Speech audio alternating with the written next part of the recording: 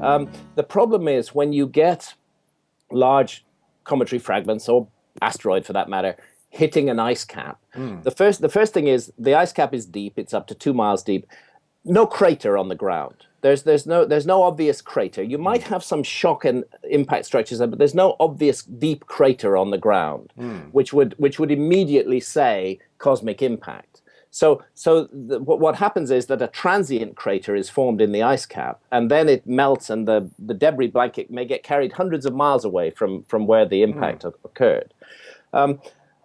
The reason that this has been identified is that the team of scientists, there's more than 30 of them, they publish regularly in the Proceedings of the National Academy of Sciences, and the monthly notices of the Royal Astronomical Society, in the Geological Journal, all over the place. These are very highly credentialed guys. What they've been looking at are impact proxies.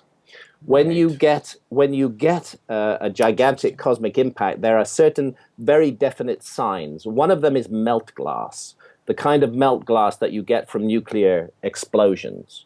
Another one is nanodiamonds, tiny little diamonds that are caused by shock and heat.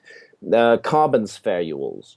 There is a whole range of impact proxies, and there is only one other event where you get the massive accumulation of impact proxies all around the world that you get 12,800 years ago. And that one other event is the so-called KT event, the event that made the dinosaurs extinct 65 million years ago. We do have a crater there. It's under the Gulf of Mexico. But for a long time, that crater couldn't be found. And the initial evidence for the KT event was based on impact proxies.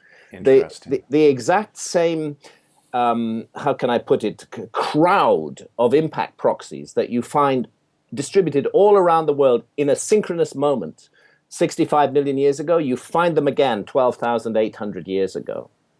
And this is really, really disturbing because our scientific community has been saying that major cosmic impacts, extinction level events that are actually capable of threatening or wiping out our civilization, are very rare. They, according to the NASA's pronouncements on this, you're looking at intervals of 100 million years between such events. So if we all accept now that there was such an impact 65 million years ago, we all accept that that's what made the dinosaurs extinct. Well, historians have not seen any point of connecting such a thing to the origins of human civilization because there weren't any human beings 65 million years ago. And if the next one's 100 million years, we're not even going to look at another one for at least another 35 million years. So it's irrelevant to the story of human civilization, surely. Well, yeah, it's irrelevant to the story of human civilization until you start finding impact proxies all over the world from 12,800 years ago, which is yesterday.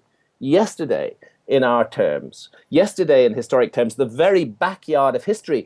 Suddenly, we have a problem. The evidence of the comet specialists is utterly compelling. I present it in great detail in Magicians of the Gods, and they were kind enough to correspond with me and fact check with me, and so I get it right. The evidence is absolutely compelling that we had an extinction level event 12,800 years ago. Can you give a couple? Sorry. Yeah, sorry. Go ahead. Can you give a couple examples of impact proxies? Nanodiamonds, tiny diamonds. Right. Tiny diamonds that they're on a nano scale. They are produced by this. Right. Melted earths, which turn into glass. There are certain impact properties. Suicide, for example, which only melts at 2,000 degrees centigrade. You don't get that kind of heat from house fires.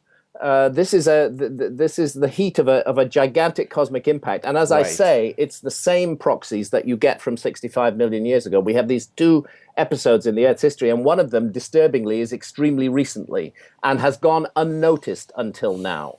We've had all sorts of other reasons have been put forward why the megafauna in North America suddenly went extinct. Oh, it was overkill. by all those vicious hunter-gatherers. Well, I don't know. I know some hunter-gatherers, and they're not vicious, and they don't overkill. They live, hunter-gatherers are the one human culture that lives in tremendous harmony with their environment. They tend to be respectful of the animals they hunt. They don't just round them up and kill them by the million, you know. That's not, I think I've always felt that that was a most unlikely explanation and a very insulting one to hunter-gatherer cultures. But now, now we know what it's all about. A giant comet hits the Earth 12,800 years ago.